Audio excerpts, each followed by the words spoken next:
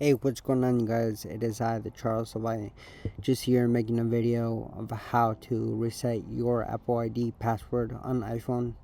So this is an educational video. So without further ado, let's do this. What you want to do now that you're in settings, you go to settings. Now that you're in settings, you want to go to your name, and what you want to do now that you're here, you want to press on password and security.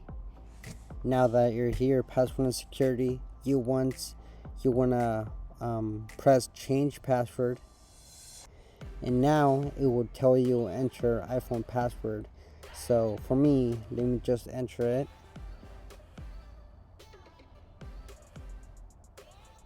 So now that you're in, it will say change your password. You can enter, enter your password, verify your password, re-enter password. So that's it, you guys. It's easy as that. I hope this video helped you a bunch. If you liked it, like, comment, subscribe, and I'll be having more educational videos in the future, you guys. All right, you guys. I'll see you guys later. All right.